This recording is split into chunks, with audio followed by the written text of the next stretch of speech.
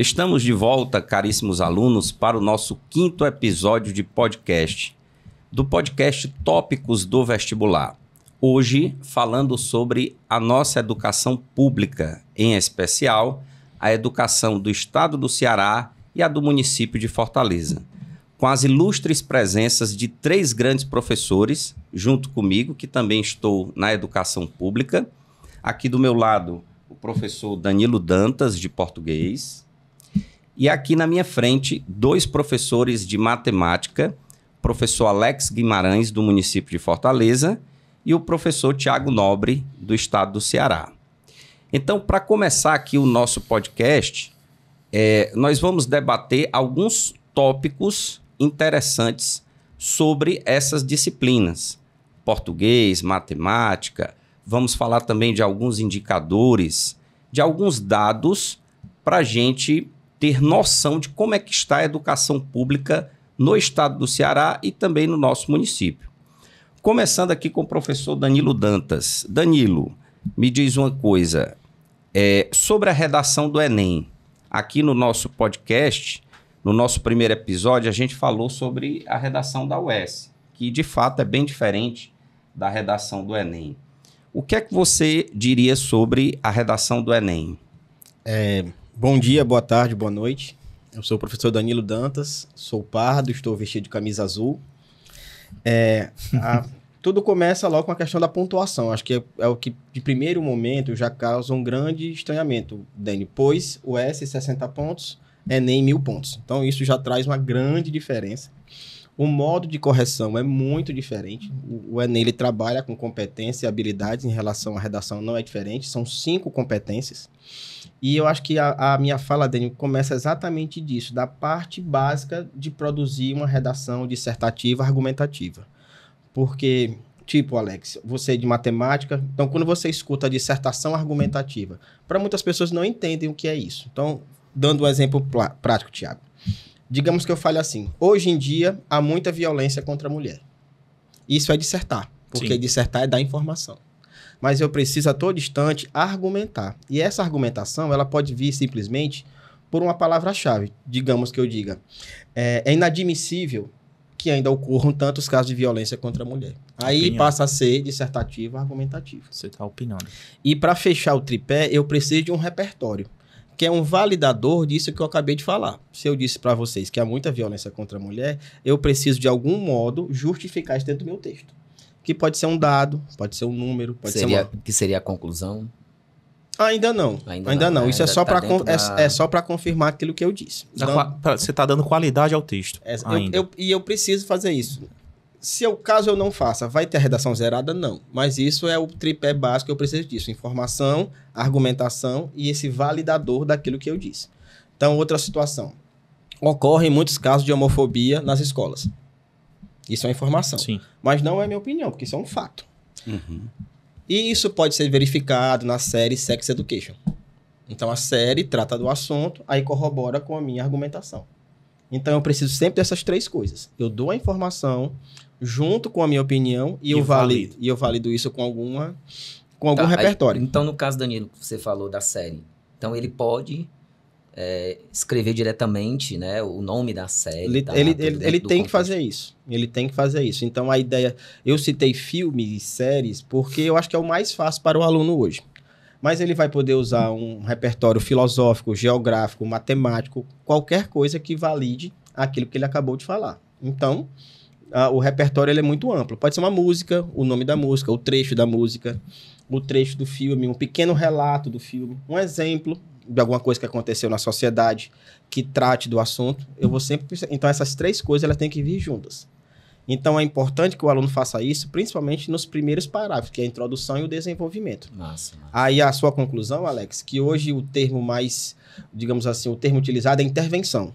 Porque antes utilizava-se solução. Só que quando eu uso a palavra solução, Tiago, eu pressuponho que eu vou resolver seu problema. Sim. É muito determinista. Não necessariamente você vai conseguir. Eu preciso apenas... Não seria apenas combater, diminuir. Então, o governo deve combater, o governo deve diminuir. Mitigar, né? Amainar. Aí, no caso, Danilo, você recomendaria uma quantidade mínima de defesas na parte Uma parte central da redação, onde você, sei lá, três argumentos. No cenário ideal, eu preciso dominar 3 conhecimentos. Língua portuguesa e outros 2. Aí você vai com por exemplo, um repertório histórico. Seria bem interessante. Principalmente para aquele aluno que gosta de começar com hoje em dia. Hoje em dia, eu devo usar hoje em dia se eu vou comparar com o passado. Se eu vou falar só do presente, então não preciso de hoje em dia. Se eu quero fazer um retrato de como era a sociedade na década de 80, hoje em dia, aí eu posso fazer isso. Aí é interessante. Aí eu trago uma referência histórica. E quando eu penso em histórica, não precisa ser, digamos, o aluno faz assim, no século XV, só que faz muito tempo, Thiago. Se eu tratar isso, por exemplo, de 2022, já é histórico. Então, não preciso buscar nada lá dos confins. Uma coisa mais próxima já vai servir do mesmo jeito. Mas, assim, eu volto à história dos filmes e das séries, porque são mais fáceis. Tá muito à mão de nós hoje, né? Então, dá um exemplo aqui, por exemplo, O Alto da Compadecida. Né, que é uma série espetacular, é um filme maravilhoso, é um livro maravilhoso. E eu vou tratar de desigualdade social, de fome, de seca, do poder da religião, do coronelismo, tudo na mesma obra. Nossa. E eu não preciso, Alex, ser específico. Eu não preciso lá, citei a obra, citei do que ela trata, já está valendo para o Enem. Isso já é suficiente. Então, tudo começa daí. Ele entender o que é dissertação e o que é argumentação, sempre baseado em um repertório. Massa. Esse é o fundamento básico. Muito bom. Muito bom. Tiago, me diga uma coisa. Semana passada, hoje, nós estamos no dia 16 de julho de 2024 e na semana passada o texto do novo ensino médio, ele volta para a Câmara, né? Isso. Vai do Senado para a Câmara Federal e ele é aprovado, digamos assim, a toque de caixa, né? Ele foi aprovado a toque de caixa. Como é que você avalia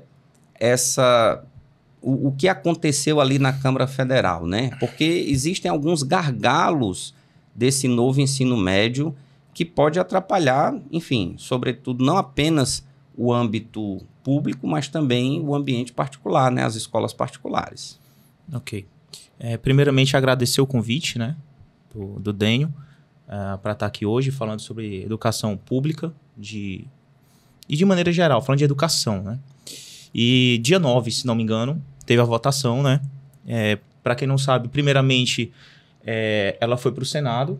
Ela foi, literalmente, ela passou pela Câmara Federal, foi para o Senado fez modificações, algumas boas modificações, e depois disso, como houve modificação, ela retorna para a Câmara Federal. E houve as novas mudanças, né? Mais mudanças ainda em relação ao que eles receberam do Senado Federal. A primeira delas, que a gente pode começar a discutir, é sobre a mudança da quantidade obrigatória de carga horária, né? Antigamente, né, no antigo novo ensino médio, digamos assim, né, a gente tinha 1.800 horas de maneira obrigatória. A formação geral básica. A formação geral básica, FGB. Donde essas 1.800 horas era dividida para os três anos do ensino médio. Então, primeiro, segundo, terceiro. Ou seja, 600 horas, né? E a gente tinha a quantidade referente às trilhas, né? As eletivas que a gente foi, digamos assim, há 3 anos atrás, né? Dado aos leões, né? Pra gente estudar e se vira, né? Te vira, professor, e vai fazer teu papel. Você tem que dar essas eletivas. A questão de ser multidisciplinar. Né? Exatamente. E outras coisas mais, né? E Tiago, às vezes, chegou em cima da hora, né? Chegou em cima da hora, Daniel, né? literalmente, né? Faz amanhã, né? Tá aqui. Então, faz uma diferença enorme, né, Tiago? Vale o professor que tá lá no chão, que a gente diz, o chão da escola, né? Faz diferença. A gente tá ali, né, na ponta, né? Porque e ele recebe as coisas assim. E a gente não teve preparação nenhuma, né, para isso, né? Para esse novo ensino médio. Então, o que foi que aconteceu? As 1.800 horas de FGB, mais uma vez destacando, que é para os 3 anos do ensino médio. E de 1.200 horas de trilhas, né? Da parte de trilhas eletivas, saiu de 1.200 para 600 horas. Então, a gente teve mantidas as 3.000 horas, né? São 3.000 horas. Se a gente somar, das 3.000 horas dividido pelos 3 anos do ensino médio, certo? Então, o que acontece? A gente tem 2.400 horas obrigatórias, né? Em quantidade mínima, mais 600 horas que agora as trilhas eletivas passam a essa quantidade. Lembrando, como são por 3 anos, dá 800 horas. Então, o que a gente faz? Na educação pública, existe uma quantidade que eles sugerem como uma quantidade obrigatória, que são 200 dias letivos. Então, se a gente pegar os 2.400 horas e dividir pelos 3 anos, são 800 horas. E a gente tem 800 horas no primeiro, 800 no segundo, 800 no terceiro. São 200 dias letivos, então dá 4 horas de aula por dia. Para formação geral básica. Para formação geral básica, certo? FGB. Ou seja, eram 3 aulas, né? Com 1.800 horas. 1.800. Aí passou para 2.400, então passou para 4 aulas por dia de aulas formação. Não, Dani. Horas. Horas aula. Horas. Certo? Aulas. Horas aulas não. Horas. Se a gente simplesmente fizer um cálculo básico, né? Então, 4 horas de formação básica dá aproximadamente 5 aulas por dia, certo? Então, seria em torno, numa semana, seriam 25 aulas. Uhum. E aí a gente tem a carga horária das trilhas eletivas, que a partir com esse novo... A mudança do novo ensino médio, né? Já, a gente passa até as 600 horas, que dividido pelos 3 anos vai dar 200... Vai dar 3 horas de aula, né? Então, a gente tem, no caso, um adicional, né? E esse adicional que a gente vai estar ocorrendo uma discussão, né, sobre isso. E a gente ainda tem um detalhe, né, desse cálculo. Porque a gente tem 2 tipos de ensino na nossa rede ainda. A gente tem o ensino integral, que a maioria das escolas já está se tornando, acho que num curto período de tempo, a gente vai ter todas as escolas de ensino integral. Então, a gente vai ter o ensino integral, que é o que a gente estava fazendo aqui a conta com vocês, que é o que vai ser a maioria. No estado do Ceará, sobretudo. Que, né? no estado do Ceará, a gente tem 2.400 horas de FGB, dá 800, com as 1.800 dividido por 3 dá 600. Então, a gente vai ter 7 horas. São 7 horas de aula no ensino, no caso, no ensino integral. Que a gente fazendo contas e transformando isso para hora-aula, que é o que interessa para os alunos, são 9 aulas, que é o que a gente tem, certo? Então, a gente teria, no caso, 25 aulas para FGB, em torno de 24 ou 25. Ninguém sabe como é que isso vai ficar, né? Porque está tendo as discussões ainda. Só que é aquele detalhe, discussão com quem, né? Os professores não entram nessa discussão e deveriam entrar. Que era até uma coisa interessante. Quantas aulas de matemática, de português, de biologia são necessárias para a gente ter nos ensinos de primeiro, segundo e terceiro ano? Exatamente. No caso de biologia, Tiago, eu acho que no setor público está aquém do que realmente é necessário. Porque, por exemplo, no meu caso, eu tenho 2 aulas por semana em cada turma, seja manhã ou tarde, e nas turmas do noturno apenas 1 aula. Então, por exemplo, o biologia está aquém. Não dá para, de fato, dar toda a matéria, digamos assim, que é necessária para o Enem ou para o vestibular tradicional da UES. E fora que você só está uma vez, né, naquela sala durante aquela semana, né? Exatamente. Também, né? Alex, no meu caso, redação, a resposta está dada, né? Uma aula para redação é humanamente impossível, né? Sem contar as outras situações de chegar na sala, a chamada, que o colégio público não exige isso. Então, até você sentar, fazer um trabalho de produção textual em 1 hora aula, impossível. E com detalhe, Danilo, não tem obrigação de dar redação. Na teoria, não há essa obrigatoriedade, né? Eu vou partir do pressuposto que eu sou obrigado a fazer isso. Né? Mas não existe essa obrigatoriedade. A verdade é essa. Então, a gente tem o cenário, né, de 2.400 horas para formação geral básica, tanto para ensino regular, como para as escolas de tempo integral. Eram 1.200 horas, passa para 600. Os itinerários os formativos. itinerários formativos, né? E aí, o que houve também de mudança? A gente houve o acréscimo das disciplinas obrigatórias.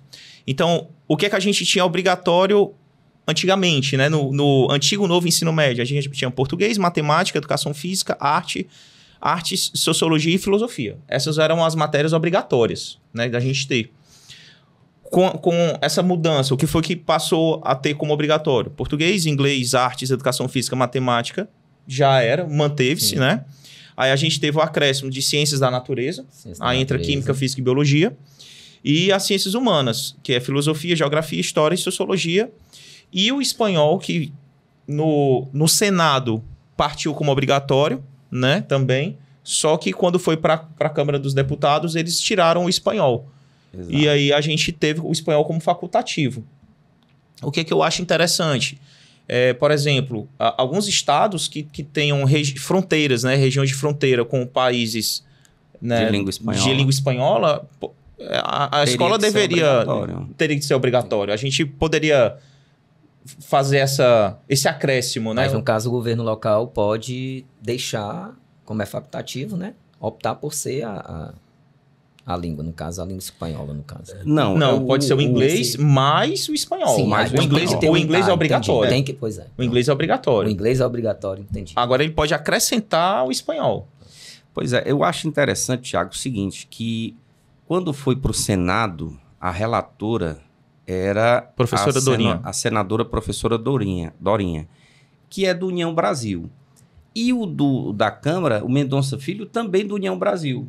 E os dois divergindo, né? Então, quando veio da casa que revisa, que é o Senado, que é a chamada Câmara Alta, e volta para a Câmara do Povo, que é a Câmara Baixa, aí, resultado, o presidente da Câmara Federal, que é o Arthur Lira, faz a toque de caixa, ou seja, faz aquele atropelamento para que não haja as discussões. E deputados que são realmente da linha progressista, né, digamos assim, são deputados que realmente defendem o povo, como é o caso do Glauber no Rio de Janeiro e o Divan aqui no Ceará, querendo defender a fala no sentido de tentar discutir esse novo ensino médio. Então, além do espanhol, que virou facultativo, né? Virou facultativo, não é obrigatório, algumas outras coisas aqui eu até tinha anotado também, que ficaram como gargalos desse novo ensino médio, né? Como é a questão do trabalho infantil. Esse texto está muito ruim. Então, será que o presidente Lula vai sancionar esse novo ensino médio? Porque a questão do trabalho infantil, a escrita está tão ruim que se o aluno sair da escola e fizer um trabalho fora da escola, que tenha monitoria e tal, aquilo ali vai se tornar... vai contar como horas eletivas. Quer ver duas outras coisas? O ensino EAD, o ensino à distância, ficou muito flexível, né? Assim como o notório saber no lance da educação profissional, né? Nas escolas de educação profissional, também ficou muito flexível. O cara lá, o professor que está lá como professor na educação profissional, ele não tem didática, ele não tem uma formação no magistério, né? Apenas notório saber. Então, essas coisas que ficaram flexíveis ou com escritas ruins, como é que o presidente Lula vai sancionar? Ou ele vai sancionar em parte e vetar outras, né? Então, fica a grande questão desse novo ensino médio. Dênio, outra coisa. A gente como professor de escola pública, né, que nós todos somos, a gente sabe da realidade dos alunos. Vamos imaginar o cenário de uma escola tradicional, né, de ensino regular. A gente vai ter as 2.400 horas de ensino de FGB e as 600 horas, que dá 200, que dividido por 200 dias vai dar 1 hora. Uhum. 1 hora, vamos arredondar aí 1 hora para 2 aulas, né? 2 aulas de itinerário. Sendo que aí a gente tem que encaixar isso, já que é durante somente uma manhã ou uma tarde, né? No caso, um ensino normal, a gente tem que encaixar as aulas. Se imaginarmos aí 24 aulas de FGB, já dá quase 5 aulas por dia. Então, ou seja, a gente vai começar a ter sexto tempo nas escolas. Em todas. Eu acho que a partir do próximo ano, todas as escolas de ensino médio terão sexto tempo, na minha opinião. Só se a canetada for muito grande para não ter, né? Pois é, só que o que é que a gente vê aqui no estado do Ceará, né? Que nas escolas regulares, as escolas permanecem com 6 aulas. Isso. Mas nas escolas de tempo integral, eles preferem ter o modelo 5 aulas pela manhã e 4 à tarde, né? Aí vem um detalhe. A gente também sabe da dificuldade dos alunos que a gente tem, né? Muitas vezes, a primeira refeição do dia de um aluno é na escola, certo? Com certeza. E em cima disso, aí tem outros momentos que é simplesmente um biscoito com suco, uma merenda de um aluno desse. Será que ele vai ter condição de uma merenda dessa todos os dias, né? Sair lá 12h30, 12h20, comendo biscoito com suco? Ele não tem como, né? Então, assim, a gente... Beleza, que a mudança de certo modo é válida, né? Por quê? Porque aumentou o FGB, isso é importante, esse aumento. Na minha opinião, poderia ter expandido mais, né? Na minha opinião. Mas já é um acréscimo, querendo ou não. Se você sair de 1.800 para 2.400 é um ganho considerável. Mas eu fico preocupado com a qualidade daquele aluno dentro da escola. A qualidade daquele aluno sair dali, ter sua merenda do horário do intervalo muito bem. De certo modo, poderia o aluno já sair da escola até com almoço. Porque no tempo integral isso já acontece. No município, né, já acontece? Já acontece, já. Não para todos. Assim, do integral já acontece normal, mas, que é obrigado. Que é obrigado. Mas no regular, mais para os alunos de 9º ano ou algum aluno que vai fazer alguma atividade no contraturno, né? Então, o aluno do 9º ano, que a gente participa de vários projetos, né? E aí o aluno que realmente vai ficar para o contraturno, ou às vezes tem aquela aula no 5º tempo, porque no município são 4 aulas, né? A gente faz essa aula no 5º tempo, utiliza mais para projetos, né? E aí, às vezes, se ele for da tarde, ele vem um pouco mais cedo, almoça, fica para a aula, almoça e já fica para a aula da tarde. Se ele for da parte da manhã e tiver alguma atividade no contraturno à tarde, né? Então, ele já almoça, né? E já fica para a tarde também. Para essa atividade. Para essa atividade, né? Já... Massa. Beleza, é uma discussão, Thiago, realmente complexa, porque o nosso país, de fato, ele é continental, ele tem extensões territoriais bastante consideráveis, né? Mas, assim, eu creio que a batata, ela está esquentando e ela vai continuar dando trabalho no futuro próximo. Porque esse novo ensino médio, ele tem que ser implantado próximo ano, né? 2025. Isso. Com o primeiro ano. E aí, Dani, ainda tem um detalhe. A gente está terminando o primeiro ciclo do novo ensino médio, né? O 3º ano agora. É o último ano, né, de aplicação. E a gente teve o Enem. Durante esse ano, o Enem é normal. Né? O Enem é tradicional. Então, assim, quando houve a modificação, o Enem ia ter uma parte dele já relacionada ao novo ensino médio, e não teve nada. Sobretudo com os itinerários formativos. Isso. Aí, as escolas estaduais, no caso, elas ficam engessadas nisso aí. Em relação à quantidade de carga horária, quantidade de itinerários, tudo é engessado. De maneira...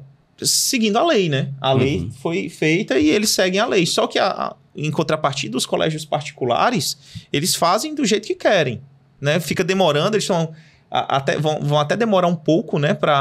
Porque sempre é um esperando o outro, né? Para ver quem é que dá o primeiro passo. Ação. O primeiro passo. Verdade. Então, todas as escolas, incluindo as particulares, estão nesse momento aqui, ó, esperando quem é que vai dar o primeiro passo. Quando essa der o primeiro passo, vão olhar. Peraí, vamos analisar o passo que ele deu.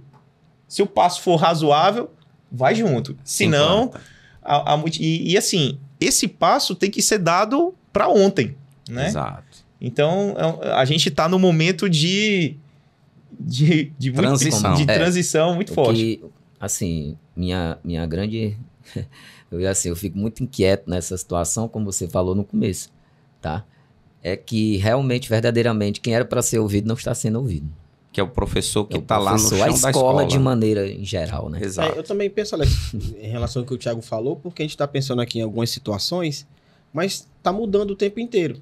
Então você se prepara, muda. Se prepara, muda. Você me falou novo, o velho novo ensino médio. Então, você está se preparando para o quê? Para uma coisa que realmente vai ficar ou ocorreram novas mudanças? Então, ainda há isso, né? Porque vai mudando, vai chegando, vai o fim do ano, o Enem tá aí. Já mudou o governo, aí você fica naquela... vai mudar a prova, eu tô vai mudar o estilo de prova. Não, porque o modelo... Eu tô me preparando para o quê especificamente? Isso. Não, ontem eu estava assistindo o Camilo, né? O ministro. E ele lá fazendo uma apresentação, stories do Instagram dele, ele lá com uma tela e fazendo uma reunião já sobre, né? E eu tentei, de certa forma, printar a tela para ver o que é que estava lá escrito no quadro, né? E eu pude notar que tem muitas informações, muitas coisas que vão ser passadas para os governos, né, estaduais, que tá ali entre setembro e outubro. Aí você pega setembro, outubro, acabou o ano, né? Para poder agilizar e para poder agilizar, para começar em janeiro. De então, 2025. assim, a gente vai acabar fazendo uma coisa atropelada como foi a primeira vez. E se tratando de avaliações, né? A gente comentou aqui, avaliação, tipo, outubro, né? Só que a avaliação ela já é feita esse ano para o ano que vem, e aí só fazendo revisões. Então, olha aí, então é uma coisa que vai ser batido o martelo agora, mas também não vai ser trabalhado, vamos dizer, diretamente de uma forma correta no ano que vem, não. Exato. Se a gente for analisar mesmo, isso só vai chegar lá na ponta, lá na escola mesmo. Em 26. Agora só para finalizar a parte desses itinerários, né? A gente tem um detalhe aí que a gente teve a aplicação de vários itinerários, né? Um leque enorme. Com o perdão, né? Para encher linguiça, muitos deles, né? Para cumprir carga horária. E com a mudança desse novo ensino médio, a ideia dos itinerários é aprofundamento. Então, se isso realmente acontecer... Aí é bacana. Aí é bacana. A gente diminuiu, mas aumentou a qualidade.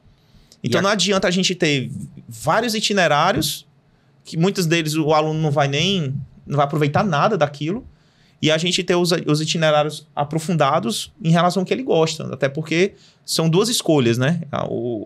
As escolas terão que ofertar pelo menos 2, né? Das duas áreas, né? A gente tem matemática, as ciências humanas, ciências da natureza e linguagens. Então, a escola tem que ofertar 2. No mínimo. No mínimo, né? E aí é um aprofundamento, aí é bacana. Exato, exatamente. Estamos aqui também com o professor Alex Guimarães, professor também de matemática. Interessante que nós 4 somos da rede pública, 3 aqui do estado, o professor Alex do município, mas também somos de uma escola particular, que é o Colégio Cônego, né? Uma escola olha a coincidência. Um abraço à nossa supervisora, Marcela Amanda, né? A nossa diretora, Cecília. Somos também do Colégio Cônego de Messejana. E também trabalhamos no ensino médio. Exato. Então, a gente consegue linkar, conciliar. Né? Exatamente. Alex, você é um professor especialista numa parte da matemática que, digamos assim, era para ser mais tranquila para o aluno. Haja vista que o aluno ele passa 9 anos no ensino fundamental, depois 3 no médio, né? Que é a área da matemática básica. E fazendo essa conexão com o Enem, o que é que você acha a respeito disso? Como a matemática básica está hoje nas escolas de uma forma geral? Não apenas na pública, mas também na particular. Pronto, agradecer aqui, né, ao podcast Tópicos do Vestibular, na pessoa do meu amigo Dênio, tá? E agradecer também pelo especialista, né? Olha aí. Obrigado, né? Detalhe, viu, pessoal? Detalhe. Quase mestre. Rapaz. Detalhe, são 3 mestres e um mestrando. O Alex está finalizando aí o mestrado dele, Se Deus quiser, né? Tecnologia educacional, tá? Mas, assim, dentro do Enem, né? Vamos falar aqui da matemática básica, né? Falar aqui um pouquinho da matemática básica, tá? Só para eu anotei aqui algumas situações, tá certo? É muito importante, né? O Dênio falou aqui que, a priori, para muitos, que o aluno, até eu brinco, né? O aluno, quando está lá no ensino fundamental, aí eu digo, você tem que aprender isso, que é o básico, né? O básico que funciona. Para quando chegar no ensino médio, né? Ficar mais fácil. Isso, ficar mais fácil. O nome já diz, você ter a base. Mas o que é que a gente entende de matemática básica, né? A gente fica assim perguntando, né? O que realmente seria essa matemática básica? A matemática básica, no caso, é o que a gente realmente aprende desde lá do fundamental. Desde o fundamental 1, passa pelo fundamental 2, tá? É a nossa base enquanto, vamos falar aqui das 4 operações, a gente vai falar de aritmética, tá? Porcentagem, razão e proporção. É a nossa matemática do dia a dia. É o que eu tento falar para eles. Né? Muitas vezes eu até brinco com eles a porcentagem. Uma coisa totalmente do dia a dia. Eles querem comprar uma coisa, tem um nome, tem lá o desconto, tem um acréscimo, né? E que ele pode fazer essa conta na calculadora do seu celular. E o aluno, muitas vezes, eles não sabem manusear, fazer essa conta no celular. E eu digo para ele, o que é que adianta, né? Então eu vou para o quadro e vou mostrar para ele como se faz essa conta. Aí ele fala, mas professor, não posso usar o celular não? Você deve, mas você sabe fazer essa conta no celular. Entendeu? Então, eu vou mostrar para ele as 4 operações, elas sendo bem definidas, né? A gente trabalha aritmética com situação, problema. Coisa que eles enfrentam no dia a dia. A mãe enfrenta no dia a dia, vai a uma feira. Né? Ver se aquele produto tá caro, tá barato. Tá barato, tá jogando. Tá... Isso é um grande questionamento deles, é por que estudar determinadas coisas, né? Então, acho que vai ao encontro que você está falando. Sim, em língua portuguesa, às vezes eu passo por algumas situações, não é? Orações subordinadas adverbiais reduzidas de infinitivo.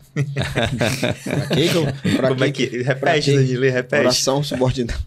Deixa eu falar. E aí tem as unidades, né? E tem as unidades de medida, olha aí que interessante, né? Então, você saber quanto pesa, o volume, né? Tudo isso está enquadrado na matemática básica.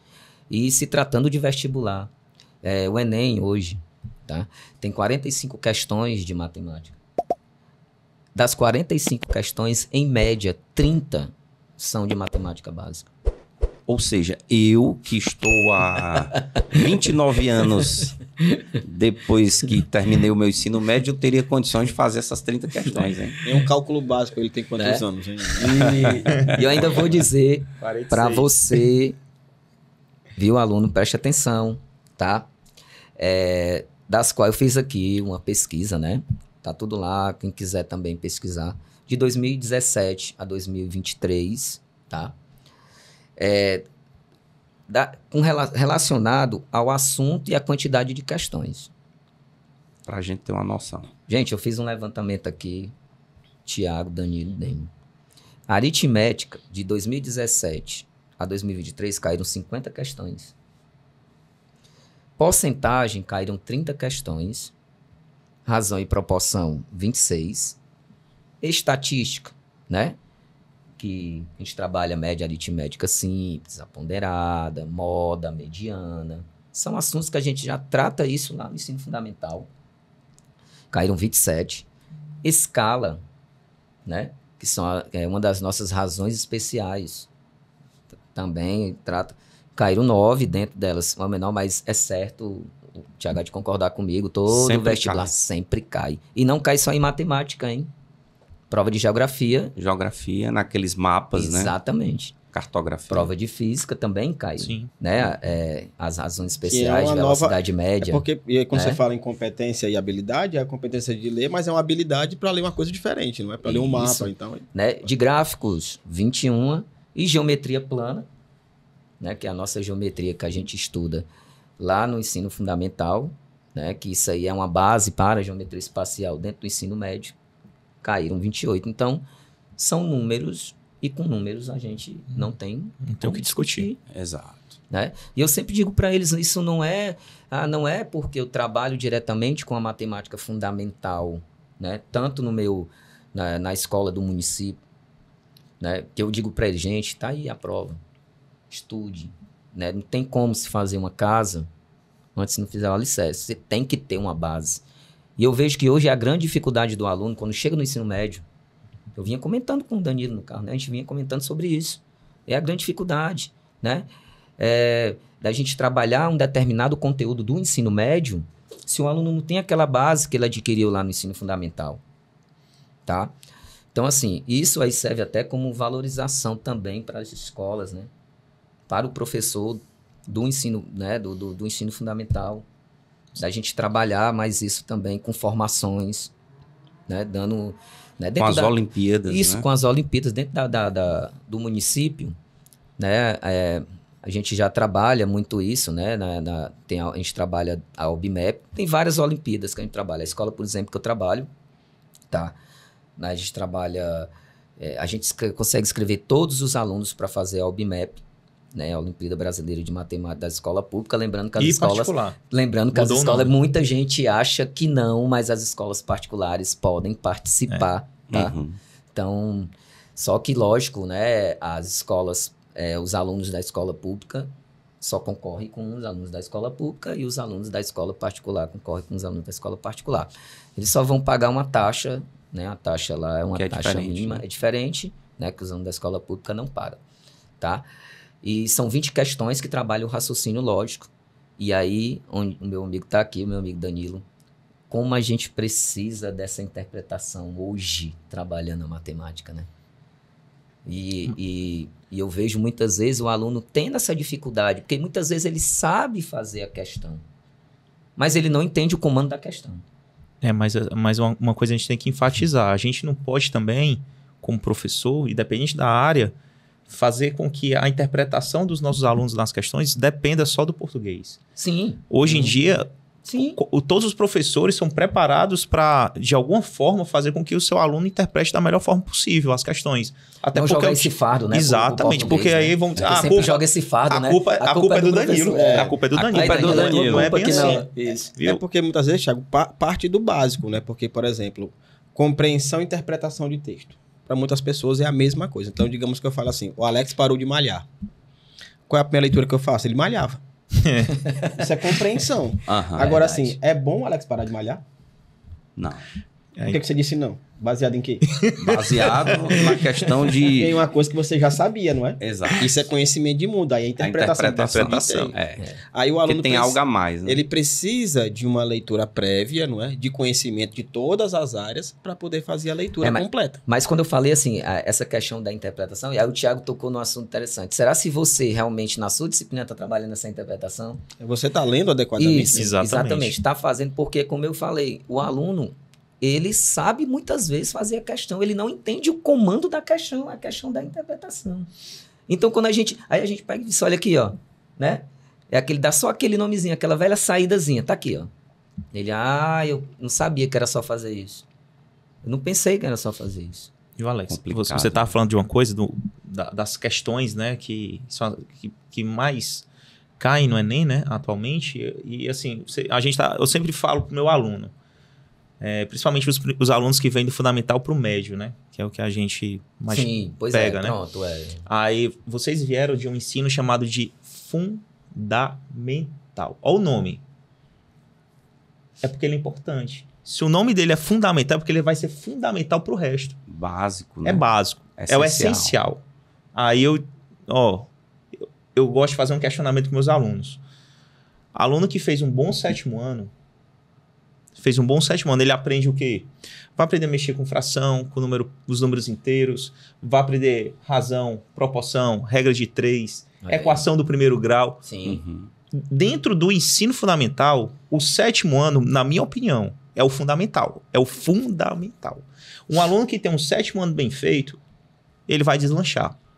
Porque a gente vai lá, pega um aluno de primeiro, segundo, terceiro ano, muitos não sabem resolver a equação do primeiro grau. Complicado. Ele não sabe operar com o número inteiro. Ele se treme quando vê uma fração. Sim, eu já ia falar aqui sobre a fração. A gente vinha comentando. Ele não sabe, obviamente, ele também não vai saber operar com porcentagem. Números decimais. Ele vai ter muita dificuldade. Então, assim, matemática tem um problema em relação às outras disciplinas, na minha opinião. Que é o quê? A matemática, ela depende do seu passado. Português também. E no meu caso, Thiago, muitas situações, o ensino médio é uma revisão do que foi visto. Exato. Não é? Eu dependo do passado. É claro que eu vou trabalhar com questões mais complicadas, crase, que dá um pouquinho de trabalho, nível. Colocação pronominal, que são coisas que realmente exigem muitas regras e complica. Mas, a grosso modo, eu estou revendo situações, não é, que foram vistas no oitavo ano, é muito importante, no nono ano. O Dani falou uma coisa aqui interessante. O aluno, porque justamente por ter esse nome fundamental, né, você tem uma relação. Na verdade, a fração. Ele diz, a fração eu vi lá no 5º ano, professor, eu vi lá no 4º ano, com a tia, né? Ele fala assim, tá, é fácil. Aí a gente vai lá, coloca uma questão, uma situação, problema envolvendo fração. Para diagnosticar. Faz. Isso, ele não faz. Aí, porque ele tem a ideia, mas quando chega no ensino médio, eu já ouvi aluno dizer assim, não, mas lá no ensino médio eu vou estudar, né? Porque vai ter logaritmo, vai ter probabilidade, né? Nossa, são assuntos que são... Fala logaritmo, entendeu? Não, que o aluno, uma hora dessa, já fica até com raiva. E aí, ele vai dizer assim, olha, isso aqui é do ensino fundamental. Ah, isso é fácil. Ele tem. Mas quando ele vai fazer, né, ele não desenvolve. Porque na cabeça dele, o assunto é fácil, né, mas o desenvolvimento ali naquele momento não consegue. Ele não consegue desenvolver. E aí eu vou estudar outra matéria. Então ele fica ali pelejando, né, naquela matéria, né, que é mais complexa, tá? E ele vai ver que ele não vai sair também, porque tá faltando alguma coisa. Quem é essa outra coisa? A base. É você pegar logaritmo exponencial, Alex. Se o aluno o aluno não for bom em potência e raízes, o aluno não anda. Ele não anda, ele fica olhando aquilo ali. Como é que o professor fez isso aqui, esse negócio? Isso aqui é a sua base. Por isso que eu digo para eles, o básico funciona, hein? O básico funciona. Essencial. É essencial.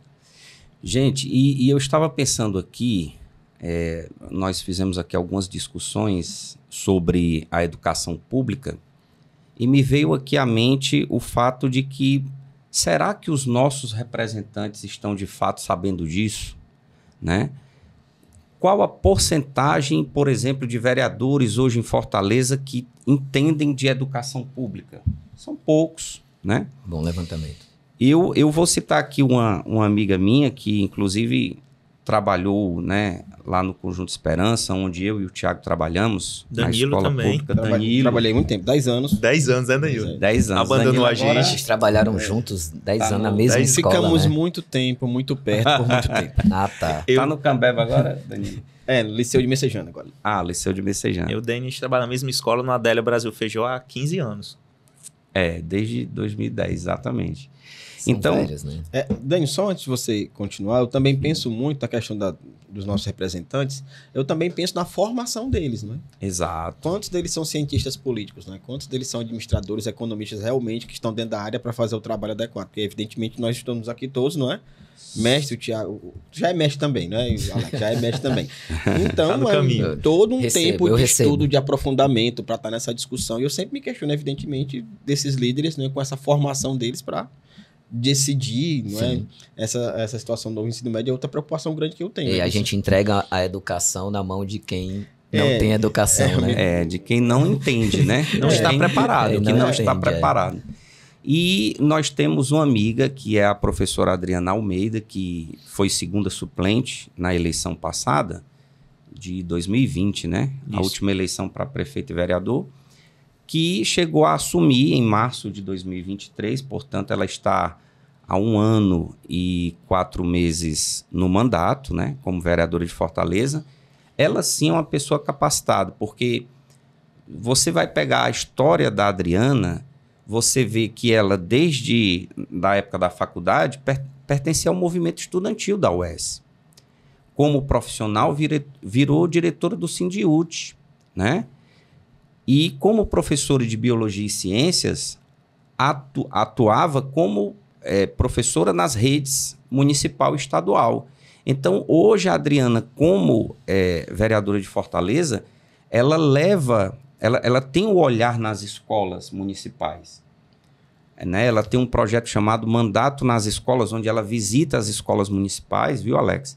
Para ver como é que está a escola, conversa com os professores, conversa com os alunos, vê como está o tempo pedagógico, de aula, ver como é que está a merenda, né? Importante. Outra questão importante é as lutas que ela vai atrás. Tipo, os professores substitutos e temporários. Será que existe equiparação salarial com os professores efetivos? Será que as seleções feitas pelo município são seleções justas, transparentes? Então, essa luta, a Adriana Almeida vai atrás. O tratamento dado, às vezes, dentro da escola, com quem é efetivo e quem não é. Isso, eu nunca diferencia, né? Vamos e convenhamos. Eu nunca sabe. entendi isso. Professor é professor. Professor gente. é professor. O tratamento é diferente. professor. Quem é efetivo, né, Sim. para quem não entende, efetivo, quando a gente fala efetivo, é o professor concursado. Isso. E o temporário é aquele que está assumindo ali uma vaga extraordinária no momento, né? Tá faltando um professor, um professor chega e assume temporariamente aquilo ali. Mas é um absurdo que isso ainda aconteça, né? Existem perseguições. Alguns impressionante professores, isso. eles são perseguidos, a gente sabe disso. A gente aqui sabe disso. Quem está assistindo ali muitas vezes não sabe disso. Não sabe, né? O tratamento é diferente. Até porque um diretor, quando ele vai falar com um professor, ele está diretor. Mas ele foi professor. Ele foi professor. Ele é professor, ele está diretor. Então, assim, muitas vezes ali o tratamento, do jeito que ele fala, pode ser o jeito que ele leva também. Exatamente. Né? E muitas vezes o temporário, por ter o cargo ali naquele momento, ele pode ser que ele, se o diretor, e isso acontece, de ser mais veemente nas palavras, de fazer uma perseguição, Exigente. ele mais exigente e isso acontece, infelizmente, né? O professor temporário, ele tem receio, ele se defende mais, fica acanhado, e isso é ruim, né? Professor é professor. E isso entra até na questão do assédio moral, né? Isso, assédio moral. Assédio moral. Então, assim, só finalizando aqui o meu raciocínio, a professora Adriana Almeida, um beijão para ela, é uma vereadora que realmente tem as suas lutas, né? O seu compromisso com a educação municipal, com as campanhas salariais, tanto do município quanto do estado, na defesa das progressões. Será que as progressões estão no tempo correto? Na defesa do pagamento dos precatórios. Um projeto dela, Alex, a climatização das salas de aula. Vivemos numa cidade próxima da linha do Equador, quente pra caramba, Fortaleza é quente. É um projeto dela climatizar as salas de aula. Perfeito. E também nos núcleos, né? Na construção de núcleos de atenção psicossocial. Então, parabenizar aqui a professora Adriana Almeida. Mas, voltando aqui para o professor Danilo Dantas. Danilo, ainda sobre esse repertório sociocultural. A gente viu recentemente as últimas fases da ONHB, né? Olimpíada Nacional de História do Brasil, que os professores de História necessitam também de uma equipe multidisciplinar, professores de filosofia, sociologia e professores de português. E a redação. Né? Redação. No ano passado, Dani, eu participei de umas correções freelancer de um colégio aqui de Fortaleza. Inclusive, as aulas eram de professores de filosofia. As aulas que antecediam a produção textual, eles recebiam um tema e eles tinham várias aulas de filosofia, de sociologia, antes da produção textual, que é exatamente a ideia do repertório. Não é? O repertório, mais uma vez, é esse validador, é como se ele levasse uma concretude para aquilo que eu digo. Exato. Então, eu digo alguma coisa, mas se eu não validar isso, Alex, fica na base do achismo. Eu estou achando que é isso. Então, eu preciso desse repertório a todo instante para confirmar aquilo que eu disse. Então, assim, eu sempre comento com os alunos essa ideia de você, de repente, um dado estatístico. É muito legal o dado estatístico. Mas, na hora da prova, lembrar que relacione-se com o tema não é fácil. E, de repente, um filme, uma música, uma série... É bem mais interessante. É mais fácil. E tá todo mundo aí com série, com streaming, então...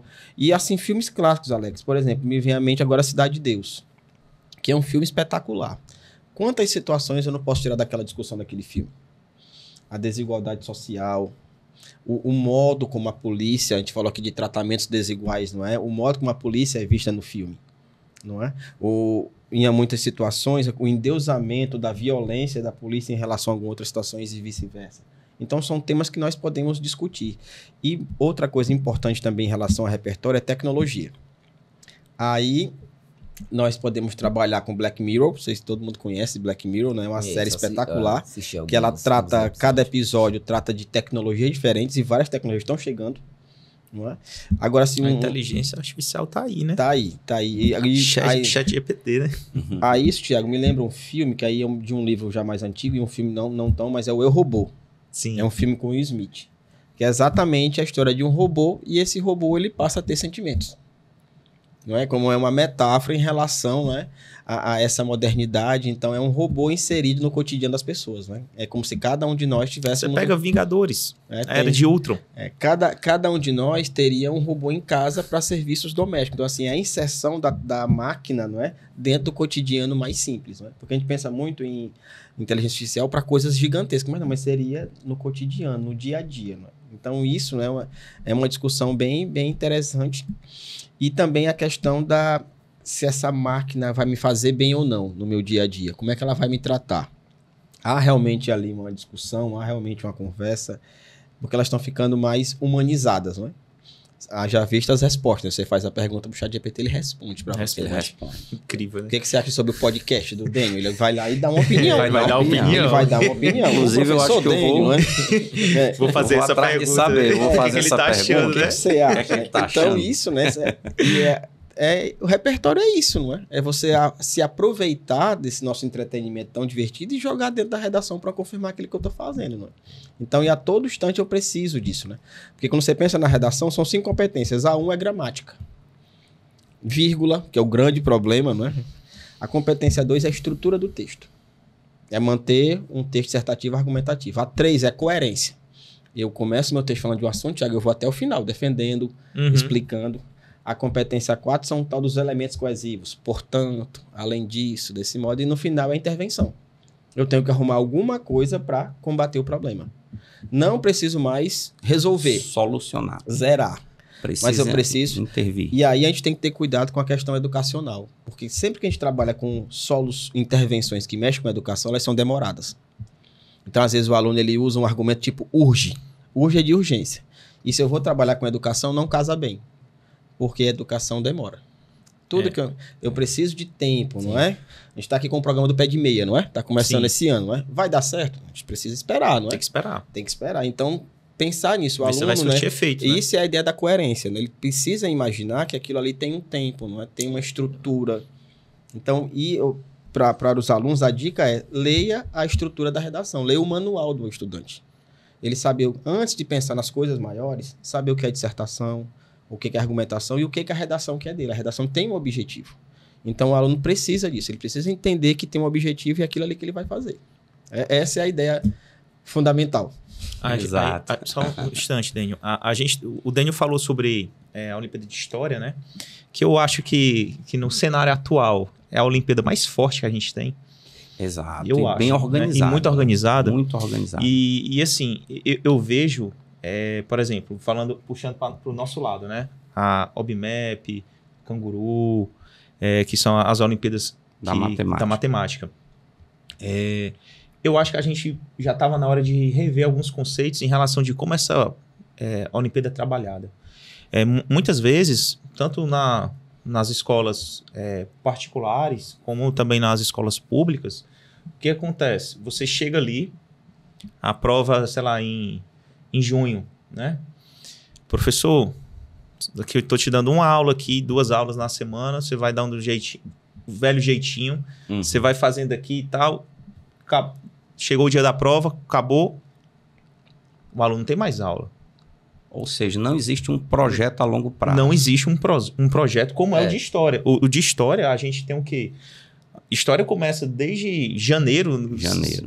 Janeiro, fevereiro. Vamos estar fevereiro. E vai até para finalizar agora. E aí depois já vem a outra Olimpíada, né? Que é a Olimpíada A Oshi, né? A Oshi. Então você emenda uma Olimpíada na outra. Ou seja, você tem um ano de Olimpíada de História. Mas, Thiago, eu vejo também muito a questão da organização enquanto a Olimpíada da própria escola. Porque você vê que tem escolas que não param. O aluno olímpico, vamos dizer assim. Porque assim, o aluno olímpico ele é voluntariado. Né? Exatamente. A gente não tem como... você não vai exigir, porque a gente sabe que trabalhar com a Olimpíada é diferenciado. Então, o aluno tem que se sentir desafiado. Eu acho que é o primeiro passo, principalmente na matemática, são poucos. Sim. Então, enquanto a Olimpíada vou botar a UniHB, falar aqui, né, só um pouquinho do que eu vejo, né, meus amigos, é em grupo, né, tem ali. Sim. E se você vê que a OBMAP é individual. Então, você despertar naquele menino aquela coisa de participar da Olimpíada, então já é desafiador, tanto para a gente como para ele.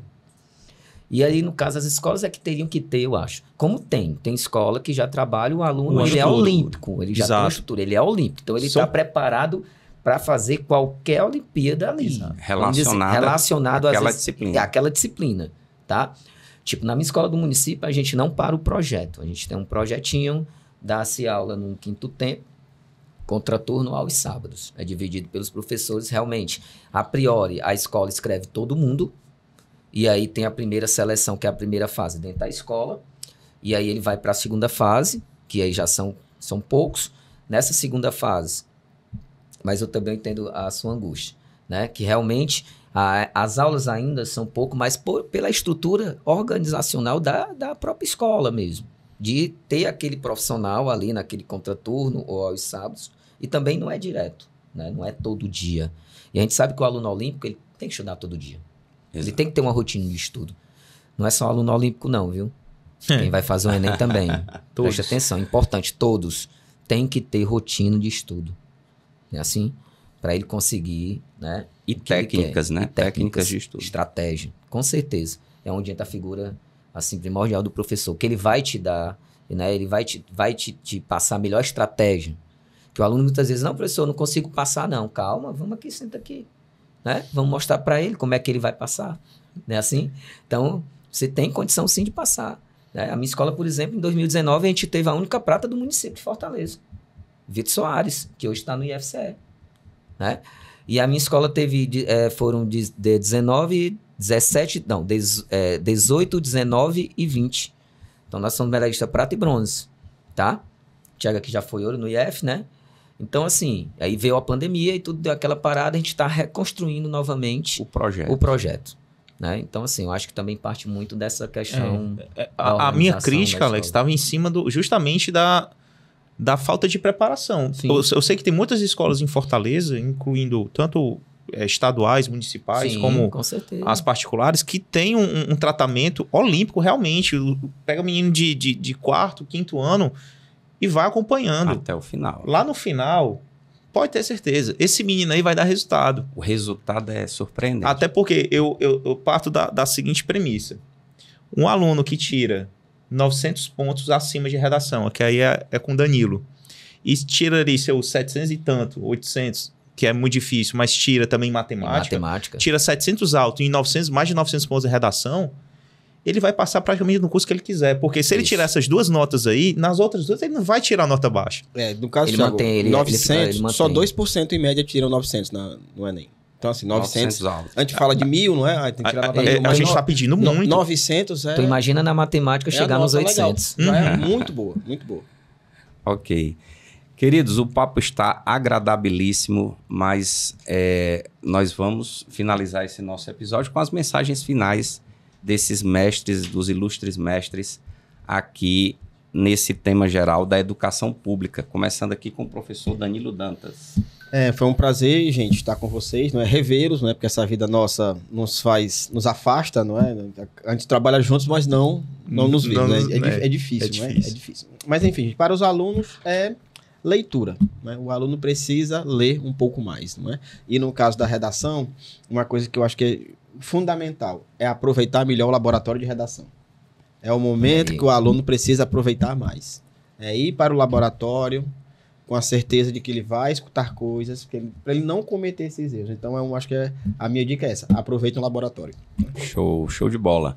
Professor Tiago Nobre. Não, primeiro agradecer o convite, né? De estar aqui entre amigos, né? Realmente nós somos amigos, né? Discutindo sobre um tema importante, né? Aqui. E difícil, muito difícil. A gente poderia passar aqui várias horas e a gente ia ter assunto para conversar. Mas assim, puxando para o meu lado, matemática, eu sempre costumo dizer para os meus alunos, matemática você tem que sujar as mãos. Se você não sujar as mãos, aquele cadernozinho borrado, de tanto fazer, aquele caderninho bonitinho e tal. Ah, professor, tem um caderninho bonitinho e tal. Beleza, tudo bem, é lindo, mas tem que borrar, tem que exercitar. Se não exercitar, não vai aprender matemática. Complica. Professor Alex Guimarães. Agradecer novamente ao Dênio, né? Ao podcast Tópicos do Vestibular, aos meus amigos Danilo, Thiago, né? A todos que estão assistindo a gente, ou ainda vão assistir, tá? E a minha mensagem é, como eu falei aqui, né? Estudem, mantenham uma rotina de estudo, tá? Ninguém vai estudar igual ao outro. Vá tudo dentro do seu limite, tá? E como eu sempre digo na sala de aula, o básico funciona, tá? Então, começa do básico, que você não vai se arrepender. Isso eu digo com toda sinceridade. Muito bom, muito bom. Bom, eu agradeço a audiência dos nossos caríssimos alunos. Esse foi o nosso 5º podcast sobre educação pública e um forte abraço. Até mais.